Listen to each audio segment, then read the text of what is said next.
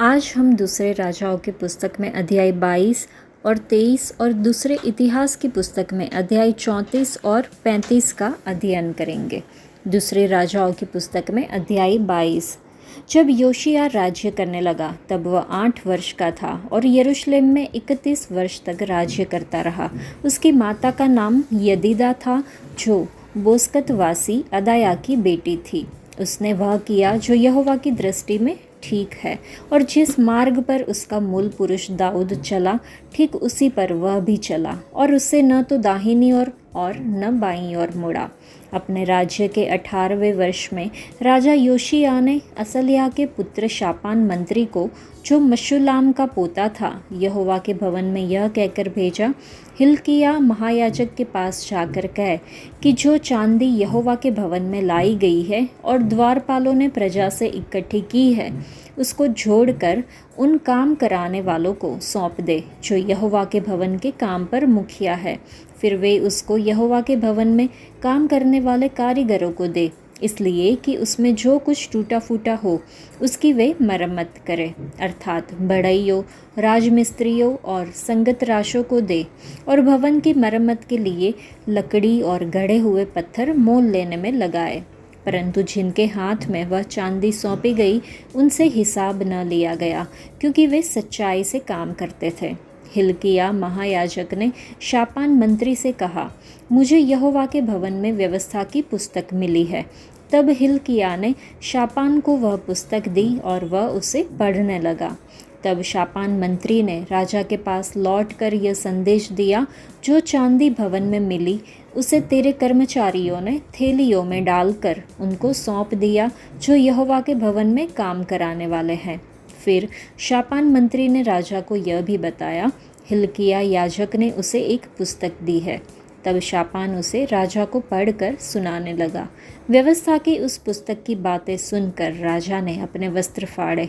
फिर उसने हिल्किय्याह याजक, शापान के पुत्र अहीकाम, मिकायाह के पुत्र अकबोर, शापान मंत्री और असायाह नामक अपने एक कर्मचारी को आज्ञा दी, यह पुस्तक जो मिली है उसकी बातों के विषय तुम जाकर मेरी और प्रजा की और सब यहूदियों की ओर से यहोवा से पूछो, क्योंकि यहोवा की बड़ी ही झलझलाहट हम पर इस कारण भड़की है कि हमारे पुरखाओं ने इस पुस्तक की बातें न मानी कि जो कुछ हमारे लिए लिखा है उसके अनुसार करते।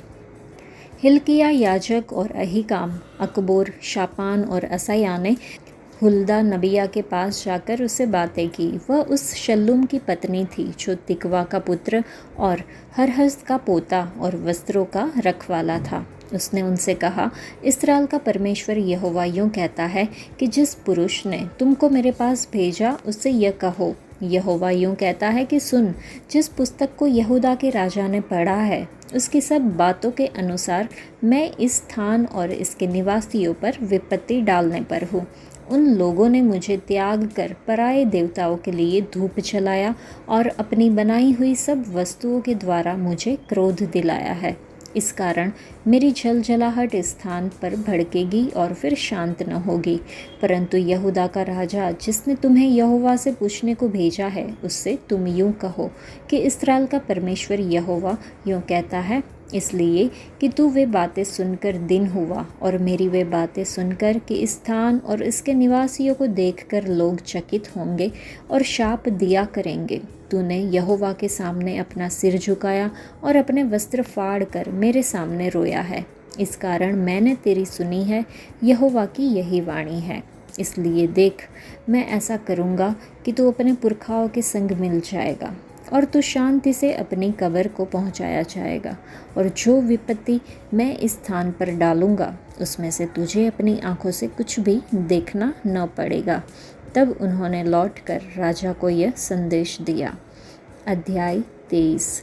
राजा ने यहूदा और यरूशलेम के सब पुरनियों को अपने पास बुलाकर इकट्ठा किया। तब राजा यहूदा के सब लोगों और यरूशलेम के सब निवासियों और याजकों और नबियों वरन छोटे बड़े सारी प्रजा के लोगों को संग लेकर यहोवा के भवन में गया। उसने जो वाचा की पुस्तक यहोवा के भवन में मिली थी उसकी सब बातें उनको पढ़कर सुनाई। तब राजा ने खंभे के पास खड़े होकर यहोवा से इस आशय की वाचा बांधी कि मैं यहोवा के पीछे पीछे चलूँगा और अपने सारे मन और सारे प्राण से उसकी आज्ञा, चितौनियाँ और विधियों का नित्य पालन किया करूँगा और इस वाचा की बातों को जो इस पुस्तक में लिखी है पूरी करूँगा। और सारी प्रजा वाचा में संभागी हुई। तब राजा ने हिल्किय्याह महायाजक और उसके नीचे के याजकों और द्वारपालों को आज्ञा दी कि जितने पात्र बाल और अशेरा और आकाश के सारे गणों के लिए बने हैं उन सबों को यहोवा के मंदिर में से निकाल ले आओ। तब उसने उनको यरूशलेम के बाहर किद्रोन के खेतों में फूंक कर उनकी राख बेतेल को पहुंचा दी। जिन पुजारियों को यहूदा के राजाओं ने यहूदा के नगरों के ऊंचे स्थानों में और यरूशलेम के आसपास के स्थानों में धूप जलाने के लिए ठहराया था, उनको और जो बाल और सूर्य चंद्रमा राशि चक्र और आकाश के सारे गणों को धूप जलाते थे, उनको भी राजा ने दूर कर दिया। वह अशेरा को यहोवा के भवन में से निकालकर यरूशलेम के बाहर किद्रोन नाले में ले गया और वहीं उसको फूंक दिया और पीस कर बुकनी कर दिया। तब वह बुकनी साधारण लोगों की कब्रों पर फेंक दी। फिर पुरुषगामियों के घर जो यहोवा के भवन में थे, जहाँ स्त्रियाँ अशेरा के लिए पर्दे बुना करती थी, उनको उसने ढा दिया। उसने यहूदा के सब नगरों से याजकों को बुलवाकर गेबा से बिरशेबा तक के उन ऊंचे स्थानों को जहां उन याजकों ने धूप जलाया था अशुद्ध कर दिया और फाटकों के ऊंचे स्थान अर्थात जो स्थान नगर के यहोशू नामक हाकिम के फाटक पर थे और नगर के फाटक के भीतर जाने वाले के बाईं ओर थे, उनको उसने ढा दिया। तो भी ऊंचे स्थानों के याजक यरूशलेम में यहोवा की वेदी के पास न आए। वे अखमीरी रोटी अपने भाइयों के साथ खाते थे। फिर उसने तोपेत को जो हिन्नोम वंशियों की तराई में था अशुद्ध कर दिया, ताकि कोई अपने बेटे या बेटी को मोलेक के लिए आग में होम करके न चढ़ाए। जो घोड़े यहूदा के राजाओं ने सूर्य को अर्पण करके यहोवा के भवन के द्वार पर नतन मेलेक नामक खोजे की बाहर की कोठरी में रखे थे, उनको उसने दूर किया और सूर्य के रथों को आग में फूंक दिया। आहाज की अटारी की छत पर जो वेदियाँ यहूदा के राजाओं की बनाई हुई थी और जो वेदियाँ मनुष्य ने यहोवा के भवन के दोनों आंगनों में बनाई थी, उनको राजा ने ढा कर पीस डाला और उनकी बुकनी किद्रोन नाले में फेंक दी। जो ऊंचे स्थान इस्राएल के राजा सुलेमान ने यरूशलेम के पूर्व की ओर और विकारी नामक पहाड़ी के दक्षिण और तश्तोरेत नामक सिदोनियों की घिनौनी देवी और कमोश नामक मोआबियों के घिनौने देवता और मिल्कोम नामक अम्मोनियों के घिनौने देवता के लिए बनवाए थे, उनको राजा ने अशुद्ध कर दिया। उसने लाठों को तोड़ दिया और अशेरों को काट डाला और उनके स्थान मनुष्यों की हड्डियों से भर दिए। फिर बेतेल में जो वेदी थी और जो ऊंचा स्थान नबात के पुत्र यारोबाम ने बनाया था, जिसने इस्राएल से पाप कराया था, उस वेदी और उस ऊंचे स्थान को उसने ढा दिया और ऊंचे स्थान को फूंक कर बुकनी कर दिया और अशेरा को फूंक दिया। तब योशिय्याह ने मुड़कर वहाँ के पहाड़ की कब्रों को देखा और लोगों को भेजकर उन कब्रों से हड्डियाँ निकलवा दी और वेदी पर जलवा कर उसको अशुद्ध किया। ये यहोवा के उस वचन के अनुसार हुआ जो परमेश्वर के उस भक्त ने पुकार कर कहा था, जिसने इन्हीं बातों की चर्चा की थी। तब उसने पूछा, जो खंभा मुझे दिखाई पड़ता है वह क्या है? तब नगर के लोगों ने उससे कहा, वह परमेश्वर के उस भक्त जन की कब्र है जिसने यहूदा से आकर इसी काम की चर्चा पुकार कर की थी जो तूने बेतेल की वेदी से किया है। तब उसने कहा, उसको छोड़ दो, उसकी हड्डियों को कोई न हटाए। तब उन्होंने उसकी हड्डियाँ उस नबी की हड्डियों के संग जो शोम्रोन से आया था रहने दी। फिर ऊंचे स्थान के जितने भवन शोम्रोन के नगरों में थे, जिनको इस्राएल के राजाओं ने बनाकर यहोवा को रिस दिलाई थी, उन सबों को योशिय्याह ने गिरा दिया और जैसा जैसा उसने बेतेल में किया था वैसा वैसा उनसे भी किया। उन ऊंचे स्थानों के जितने याजक वहाँ थे उन सबों को उसने उन्हीं वेदियों पर बलि किया और उन पर मनुष्यों की हड्डियाँ जलाकर यरूशलेम को लौट गया। राजा ने सारी प्रजा के लोगों को आज्ञा दी, इस वाचा की पुस्तक में जो कुछ लिखा है उसके अनुसार अपने परमेश्वर यहोवा के लिए फसह का पर्व मानो। निश्चय ऐसा फसह न तो न्यायियों के दिनों में माना गया था जो इस्राएल का न्याय करते थे, और न इस्राएल या यहूदा के राजाओं के दिनों में माना गया था। राजा योशिया के 18वें वर्ष में यहोवा के लिए यरूशलेम में यह फसह माना गया। फिर ओझे, भूत सिद्धि वाले, गृह देवता, मूर्तें और जितनी घिनौनी वस्तुएं यहूदा देश और यरूशलेम में जहाँ कहीं दिखाई पड़ी, उन सबों को योशिया ने इस विचार से नष्ट किया कि व्यवस्था की जो बातें उस पुस्तक में लिखी थी, जो हिल्किय्याह याजक को यहोवा के भवन में मिली थी, उनको वह पूरी करे। उसके तुल्य न तो उससे पहले कोई ऐसा राजा हुआ और न उसके बाद ऐसा कोई राजा उठा जो मूसा की पूरी व्यवस्था के अनुसार अपने पूर्ण मन और पूर्ण प्राण और पूर्ण शक्ति से यहोवा की ओर फिरा हो। तो भी यहोवा का भड़का हुआ बड़ा कोप शांत न हुआ, जो इस कारण से यहूदा पर भड़का था कि मनुष्य ने यहोवा को क्रोध पर क्रोध दिलाया था। यहोवा ने कहा था, जैसे मैंने इस्राएल को अपने सामने से दूर किया, वैसे ही यहूदा को भी दूर करूँगा, और इस यरूशलेम नगर जिसे मैंने चुना और इस भवन जिसके विषय मैंने कहा कि यह मेरे नाम का निवास होगा, के विरुद्ध में हाथ उठाऊँगा। योशिया के और सब काम जो उसने किए, वह क्या यहूदा के राजाओं के इतिहास की पुस्तक में नहीं लिखे हैं?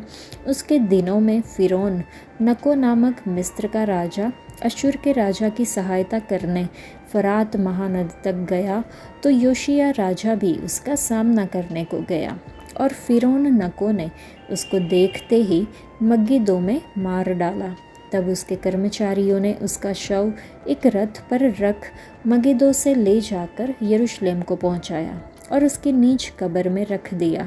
तब साधारण लोगों ने योशिया के पुत्र यहोआहाज को लेकर उसका अभिषेक करके उसके पिता के स्थान पर राजा नियुक्त किया।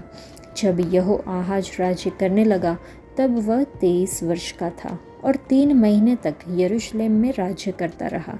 उसकी माता का नाम हमूतल था, जो लिब्नावासी यर्मिया की बेटी थी। उसने ठीक अपने पुरखाओं के समान वही किया जो यहोवा की दृष्टि में बुरा है।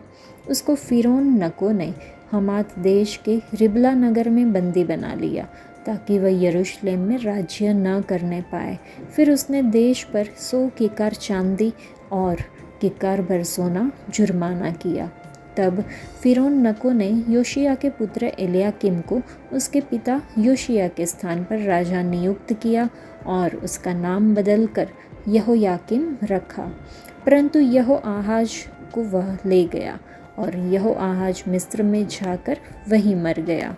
यहोयाकीम ने फिरौन को वह चांदी और सोना तो दिया, परंतु देश पर इसलिए कर लगाया कि फिरौन की आज्ञा के अनुसार उसे दे सके, अर्थात देश के सब लोगों से जितना जिस पर लगान था उतना चांदी और सोना उससे फिरौन नको को देने के लिए ले लिया। जब यहोयाकीम राज्य करने लगा, तब वह 25 वर्ष का था और 11 वर्ष तक यरूशलेम में राज्य करता रहा। उसकी माता का नाम जबीदा था, जो रूमावासी अदाया की बेटी थी।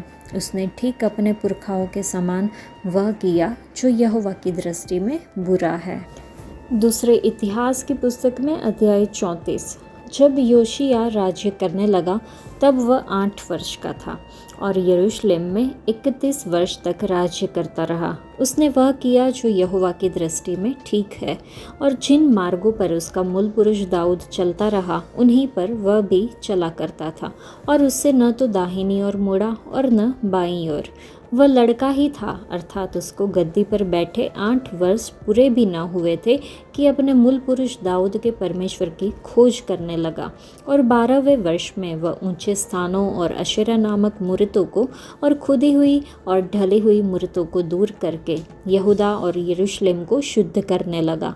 बाल देवताओं की वेदियाँ उसके सामने तोड़ डाली गई और सूर्य की प्रतिमाएं जो उनके ऊपर ऊंचे पर थी उसने काट डाली, और अशेरा नामक और खुदी और ढली हुई मूर्तों को उसने तोड़कर पीस डाला और उनकी बुकनी उन लोगों की कब्रों पर छितरा दी जो उनको बलि चढ़ाते थे। उनके पुजारियों की हड्डियां उसने उन्हीं की वेदियों पर जलाई। यूँ उसने यहूदा और यरूशलेम को शुद्ध किया।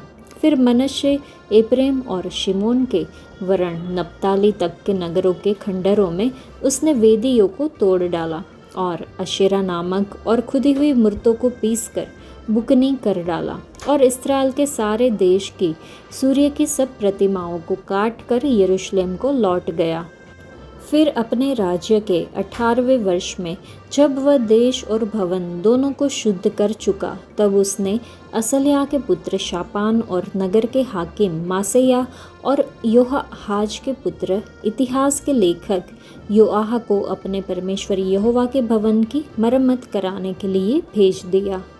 अतः उन्होंने हिल्किय्याह महायाजक के पास जाकर जो रुपया परमेश्वर के भवन में लाया गया था, अर्थात जो लेवीय दरबानों ने मनश्शियों, एप्रैमियों और सब बचे हुए इस्राएलियों से और सब यहूदियों और बिन्यामीनियों से और यरूशलेम के निवासियों के हाथ से लेकर इकट्ठा किया था, उसको सौंप दिया। अर्थात उन्होंने उसे उन काम करने वालों के हाथ सौंप दिया जो यहोवा के भवन के काम पर मुखिया थे, और यहोवा के भवन के उन काम करने वालों ने उसे भवन में जो कुछ टूटा फूटा था उसकी मरम्मत करने में लगाया। अर्थात उन्होंने उसे बढ़इयों और राजमिस्त्रियों को दिया कि वे गढ़े हुए पत्थर और जोड़ों के लिए लकड़ी मोल ले और उन घरों को छाएं जो यहूदा के राजाओं ने नष्ट कर दिए थे। वे मनुष्य सच्चाई से काम करते थे और उनके अधिकारी मरारिय, यहत और ओबद्या, लेविया और कहाती, छकरिया और मशुल्लाम, काम चलाने वाले और गाने बजाने का भेद सब जानने वाले लेविय भी थे। फिर वे बोझियों के अधिकारी थे और भांति भांति की सेवा और काम चलाने वाले थे, और कुछ लेविय मुंशी, सरदार और दरबान थे। जब वे उस रुपये को जो यहोवा के भवन में पहुंचाया गया था निकाल रहे थे, तब हिल्किय्याह याजक को मूसा के द्वारा दी हुई यहोवा की व्यवस्था की पुस्तक मिली। तब हिल्किय्याह ने शापान मंत्री से कहा, मुझे यहोवा के भवन में व्यवस्था की पुस्तक मिली है। तब हिल्किय्याह ने शापान को वह पुस्तक दी। तब शापान उस पुस्तक को राजा के पास ले गया और यह संदेश दिया, जो जो काम तेरे कर्मचारियों को सौंपा गया था उसे वे कर रहे हैं। जो रुपया यहोवा के भवन में मिला उसको उन्होंने उंडेल कर मुखियों और कारीगरों के हाथों में सौंप दिया है। फिर शापान मंत्री ने राजा को यह भी बता दिया कि हिल्किय्याह याजक ने मुझे एक पुस्तक दी है। तब शापान ने उसमें से राजा को पढ़कर सुनाया। व्यवस्था की वे बातें सुनकर राजा ने अपने वस्त्र फाड़े। फिर राजा ने हिल्किय्याह, शापान के पुत्र अहीकाम, मिका के पुत्र अबदोन, शापान मंत्री और असाया नामक अपने कर्मचारी को आज्ञा दी, तुम जाकर मेरी ओर से और इस्राएल और यहूदा में रहने वालों की ओर से इस पाई हुई पुस्तक के वचनों के विषय यहोवा से पूछो, क्योंकि यहोवा की बड़ी ही छलछलाहट हम पर इसलिए भड़की है कि हमारे पुरखाओं ने यहोवा का वचन नहीं माना और इस पुस्तक में लिखी हुई सब आज्ञाओं का पालन नहीं किया। तब हिल्किय्याह ने राजा के अन्य दूतों समेत दुल्हा नबिया के पास जाकर उससे उसी बात के अनुसार बातें की। वह तो उस शल्लूम की स्त्री थी जो तोखत का पुत्र और हस्त्रा का पोता और वस्त्रालय का रखवाला था, और वह स्त्री यरूशलेम के नए टोले में रहती थी।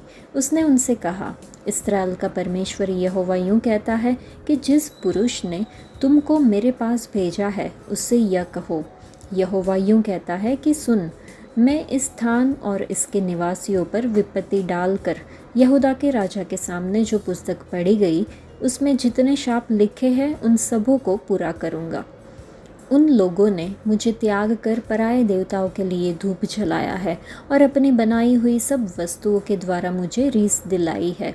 इस कारण मेरी छलछलाहट इस स्थान पर भड़क उठी है और शांत न होगी।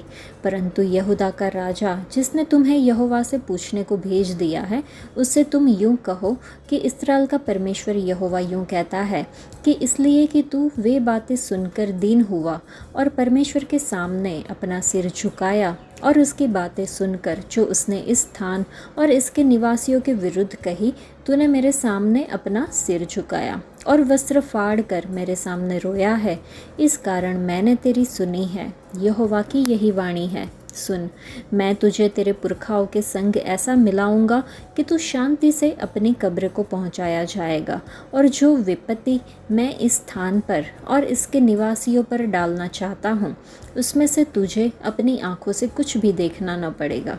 तब उन लोगों ने लौट कर राजा को यह संदेश दिया। तब राजा ने यहूदा और यरूशलेम के सब पुरनियों को इकट्ठा होने को बुलवा भेजा। राजा यहूदा के सब लोगों और यरूशलेम के सब निवासियों और याजकों और लेवियों वरन छोटे बड़े सारी प्रजा के लोगों को संग लेकर यहोवा के भवन को गया। तब उसने जो वाचा की पुस्तक यहोवा के भवन में मिली थी, उसमें की सारी बातें उनको पढ़कर सुनाई।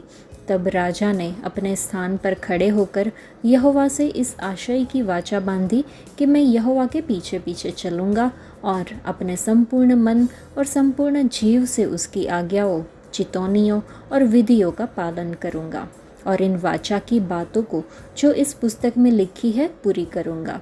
फिर उसने उन सबों से जो यरूशलेम में और बिन्यामीन में थे वैसी ही वाचा बंधाई, और यरूशलेम के निवासी परमेश्वर जो उनके पितरों का परमेश्वर था उसकी वाचा के अनुसार करने लगे। योशिया ने इस्राएलियों के सब देशों में से सब घिनौनी वस्तुओं को दूर करके जितने इस्राएल में मिले उन सबों से उपासना कराई, अर्थात उनके परमेश्वर यहोवा की उपासना कराई। उसके जीवन भर उन्होंने अपने पूर्वजों के परमेश्वर यहोवा के पीछे चलना न छोड़ा। अध्याय 35। योशिया ने यरूशलेम में यहोवा के लिए फसह पर्व माना, और पहले महीने के 14वें दिन को फसह का पशु बलि किया गया। उसने याजकों को अपने अपने काम में ठहराया और यहोवा के भवन में की सेवा करने को उनका हियाव बंधाया।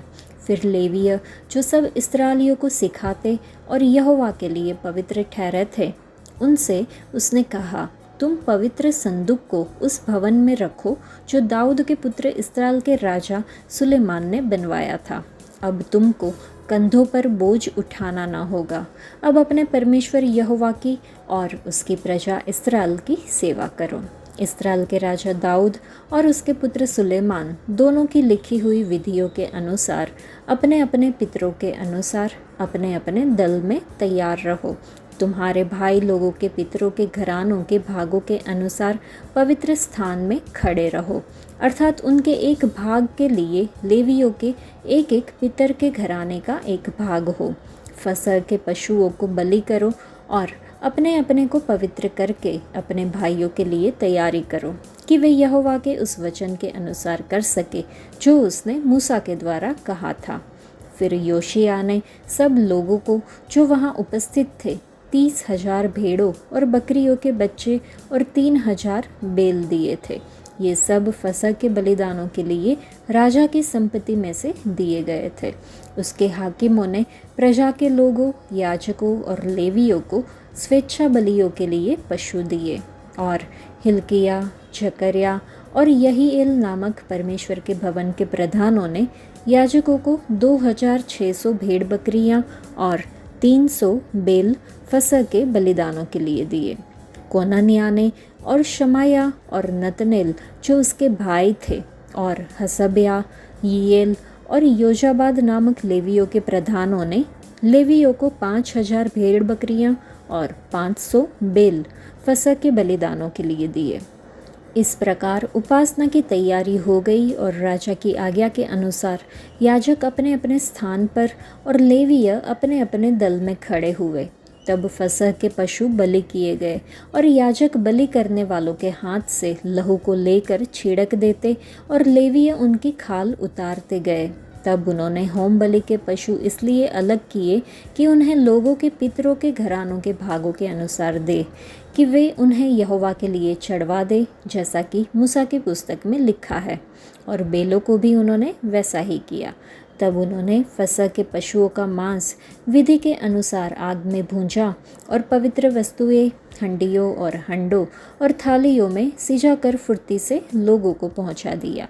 तब उन्होंने अपने लिए और याजकों के लिए तैयारी की, क्योंकि हारून की संतान के याजक होम बलि के पशु और चर्बी रात तक चढ़ाते रहे। इस कारण लेवियों ने अपने लिए और हारून की संतान के याजकों के लिए तैयारी की। आसाप के वंश के गवैये दाऊद, आसाप, हेमान और राजा के दर्शी यदुतुन की आज्ञा के अनुसार अपने अपने स्थान पर रहे और द्वारपाल एक एक फाटक पर रहे। उन्हें अपना अपना काम छोड़ना न पड़ा, क्योंकि उनके भाई लेवियों ने उनके लिए तैयारी की। यूँ उसी दिन राजा योशिय्याह की आज्ञा के अनुसार फसह मनाने और यहोवा की वेदी पर होम बलि चढ़ाने के लिए यहोवा की सारी उपासना की तैयारी की गई। जो इस्राएली वहाँ उपस्थित थे, उन्होंने फसह को उसी समय और अख़मीरी रोटी के पर्व को 7 दिन तक माना। इस फसह के बराबर शमूएल नबी के दिनों से इस्राएल में कोई फसह मनाया न गया था, और न इस्राएल के किसी राजा ने ऐसा मनाया जैसा योशिय्याह और याजकों, लेवियों और जितने यहूदी और इस्राएली उपस्थित थे उन्होंने और यरूशलेम के निवासियों ने मनाया। यह फसह योशिय्याह के राज्य के 18वें वर्ष में मनाया गया। इसके बाद जब योशिय्याह भवन को तैयार कर चुका, तब मिस्र के राजा नको ने परात के पास के कर्कमीश नगर से लड़ने को चढ़ाई की, और योशिय्याह उसका सामना करने को गया। परंतु उसने उनके पास दूतों से कहला भेजा, हे यहूदा के राजा, मेरा तुझसे क्या काम? आज मैं तुझ पर नहीं, उसी कुल पर चढ़ाई कर रहा हूँ जिसके साथ मैं युद्ध करता हूँ। फिर परमेश्वर ने मुझसे फुर्ती करने को कहा है, इसलिए परमेश्वर जो मेरे संग है उससे अलग रह, कहीं ऐसा ना हो कि वह तुझे नष्ट करे। परंतु योशिय्याह ने उससे मुंह न मोड़ा, वरन उससे लड़ने के लिए भेष बदला और नको के उन वचनों को न माना जो उसने परमेश्वर की ओर से कहे थे, और मगिदो की तराई में उससे युद्ध करने को गया। तब धनुर्धारियों ने राजा योशिय्याह की ओर तीर छोड़े, और राजा ने अपने सेवकों से कहा, मैं बहुत घायल हो गया हूँ, इसलिए मुझे यहाँ से ले चलो।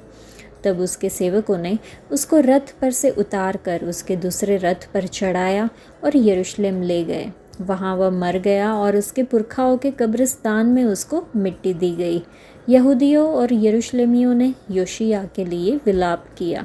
यिर्मयाह ने योशिय्याह के लिए विलाप का गीत बनाया, और सब गाने वाले और गाने वालियाँ अपने विलाप के गीतों में योशिय्याह की चर्चा आज तक करती है। इनका गाना इस्राएल में एक विधि के तुल्य ठहराया गया, और ये बातें विलाप गीतों में लिखी हुई है। योशिय्याह के और काम और भक्ति के जो काम उसने उसी के अनुसार किए जो यहोवा की व्यवस्था में लिखा हुआ है। आदि से अंत तक उसके सब काम इस्राएल और यहूदा के राजाओं के इतिहास की पुस्तक में लिखे हुए हैं।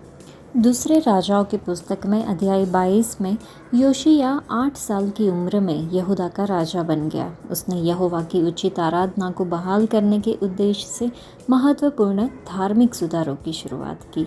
उसने मंदिर की मरम्मत के दौरान महायाजक हिल्किय्याह को व्यवस्था की पुस्तक मिली। इसकी बातों को सुनकर योशिय्याह बहुत प्रभावित हुआ, और उसने यहूदा के गंभीर आज्ञा उल्लंघन को पहचाना।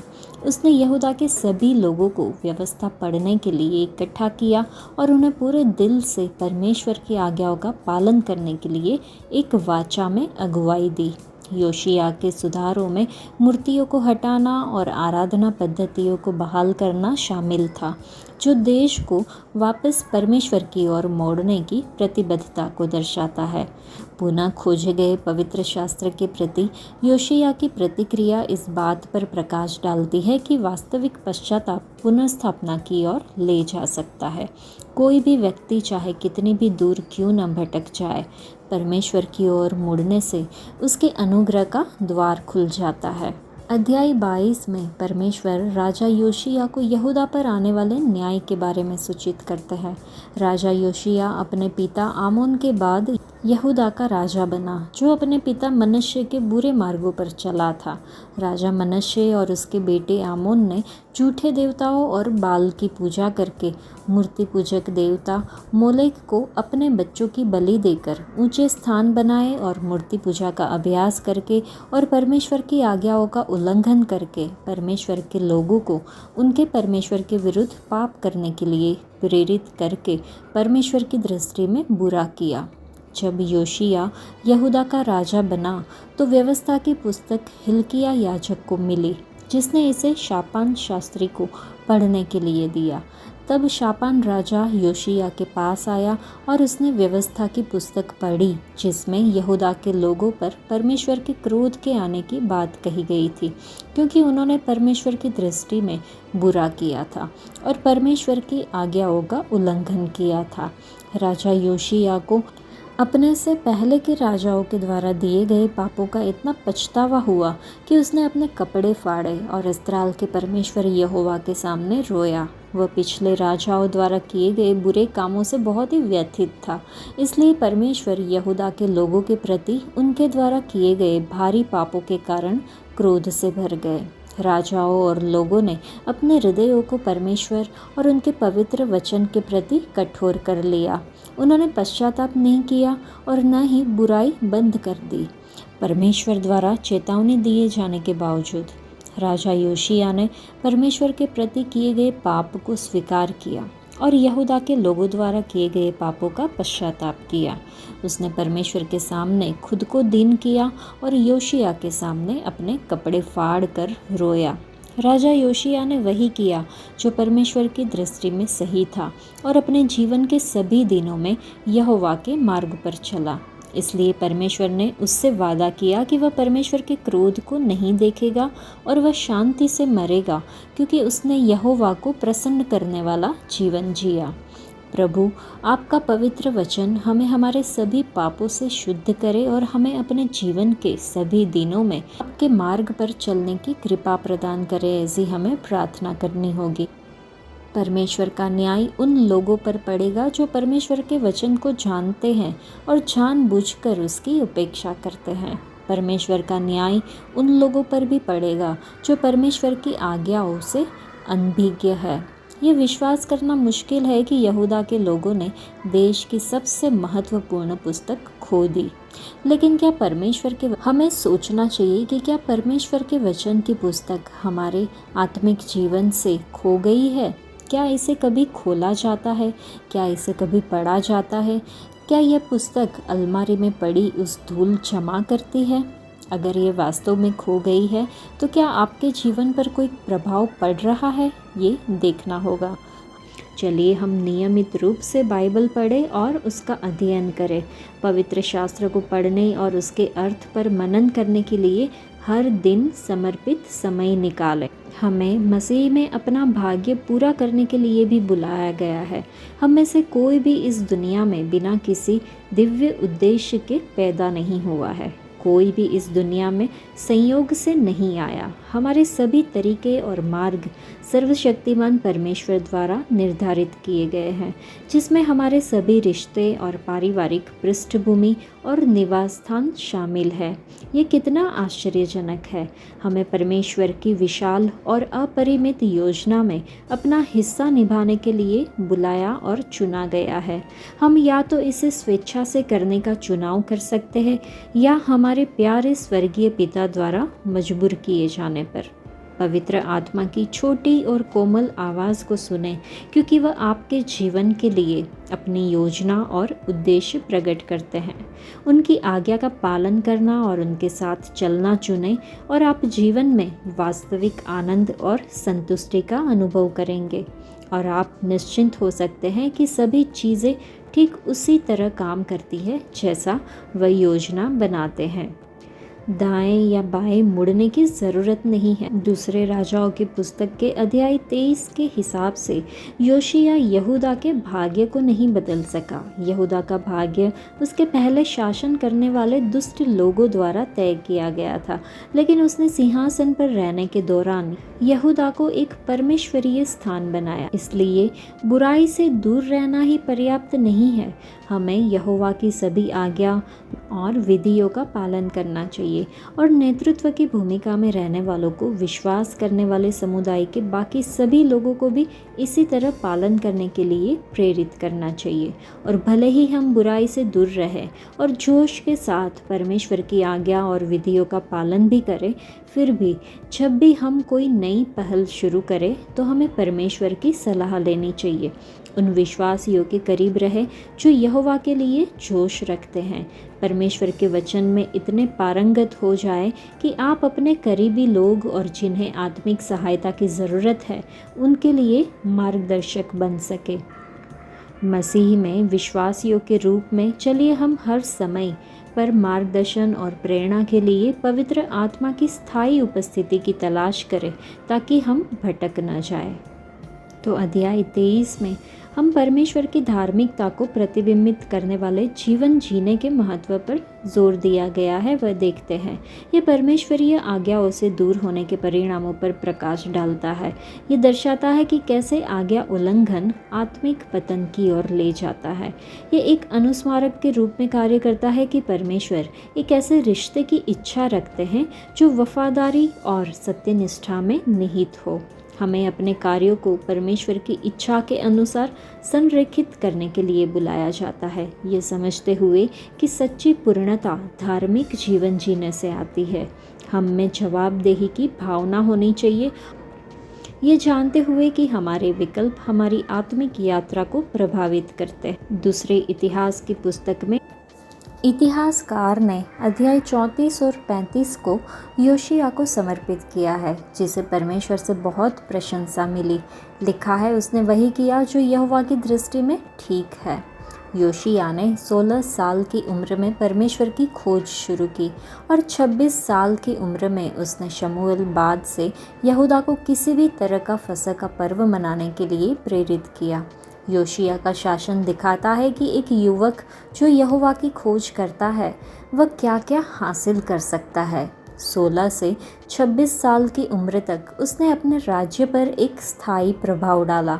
उसने यह कैसे किया? सबसे पहले उसने मूर्ति पूजा की भूमि और मंदिर को शुद्ध करने के लिए जमीन के ऊपर कार्यवाही की। फिर उसने मंदिर की मरम्मत करवाई। सबसे महत्वपूर्ण बात यह है कि योशिया ने व्यवस्था की पुस्तक को उसके आधिकारिक सही स्थान पर फिर से बहाल किया। पुस्तक मंदिर में ही उपेक्षित रखी हुई थी। योशिया ने वचन को सुना, उसका पालन करने की वाचा बंधाई और प्रजा के लोगों को उसका अनुसरण करने के लिए भी प्रेरित किया। परिणाम स्वरूप योशिया ने राष्ट्र के ईमानदारी से परमेश्वर की सेवा करने के लिए प्रेरित किया। दुखद रूप से अपने जीवन के अंत के करीब योशिया ने परमेश्वर की चेतावनी को नज़रअंदाज किया और मिस्र के राजा के खिलाफ युद्ध में चला गया, जिससे उसकी मृत्यु हो गई। यहूदा ने उसके लिए गहरा शोक मनाया, यहाँ तक कि यर्मिया ने भी योशिया के लिए विलाप किया। योशिया के बाद यहूदा आध्यात्मिक पतन में गिर गया।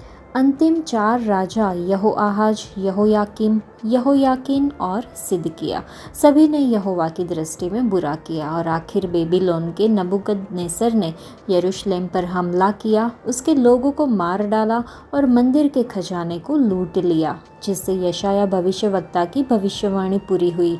यहोवा का भवन जला दिया गया और शहर नष्ट हो गया। परमेश्वर ने ऐसा क्यों होने दिया? इतिहासकार बताते हैं कि परमेश्वर की करुणा और बार बार चेतावनियों के बावजूद लोगों ने उनके दूतों का मजाक उड़ाया और उनके वचन को तब तक तुच्छ जाना जब तक कि बचने का कोई उपाय नहीं हो गया। इसलिए यरूशलेम का पतन हो गया और वह 70 साल के लिए कैद में चला गया। फिर भी इतिहासकार आशा के साथ समाप्त करता है कि अपने लोगों के साथ परमेश्वर की वाचा अटूट है। कुस्रू की घोषणा के माध्यम से निर्वासितों को यरूशलेम लौटने और परमेश्वर के घर का पुनर्निर्माण करने के लिए बुलाया गया था। योशिया का जीवन हमें परमेश्वर के वचन के अधिकार के तहत अपने जीवन के हर पहलू को सावधानीपूर्वक व्यवस्थित करने और उन पर ध्यान देने के लिए प्रोत्साहित करता है। दूसरा, इतिहास का निष्कर्ष परमेश्वर की वफादारी पर जोर देता है। परमेश्वर जो वादा करते हैं उसे पूरा करते हैं। उनकी वफादारी हमें पूरे मन से उनकी आराधना करने और उनकी आज्ञा मानने के लिए प्रेरित करे, ऐसी हमें प्रार्थना करनी होगी। तो यह दूसरे इतिहास के दोनों अध्याय में राजा योशिया का परिचय दिया गया है, जो कम उम्र में ही सिंहासन पर चढ़ गया और तुरंत यहूदा में सुधार करने के लिए निकल पड़ा। उसने मंदिर के पूर्ण पुनर्स्थापना की पहल की, जिससे व्यवस्था की पुस्तक की पुनः खोज हुई। इसे सुनकर योशिया बहुत परेशान हुआ और उसे एहसास हुआ कि देश परमेश्वर की आज्ञाओं से कितना दूर चला गया था। उसने लोगों वाचा के नवीनीकरण में नेतृत्व किया, पूरे दिल से और ईमानदारी से यहोवा का अनुसरण करने की शपथ ली। यह अध्याय हमारे जीवन का मार्गदर्शन करने में परमेश्वर के वचन के महत्व और सच्चे पश्चाताप की आवश्यकता पर जोर देता है। सच्चा सुधार परमेश्वर की खोज करने वाले हृदय से शुरू होता है।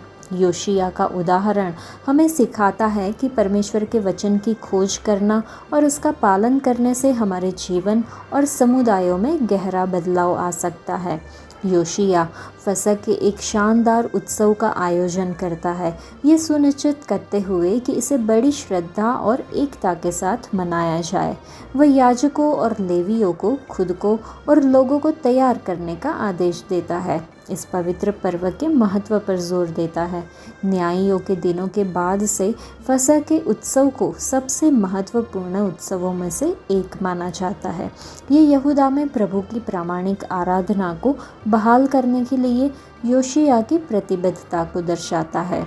यह अध्याय सामुदायिक आराधना और परमेश्वर की आज्ञाओं के पालन के आनंद और महत्व पर प्रकाश डालता है।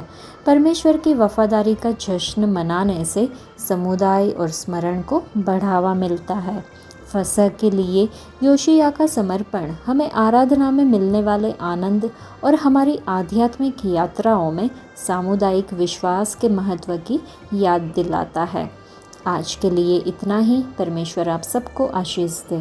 धन्यवाद।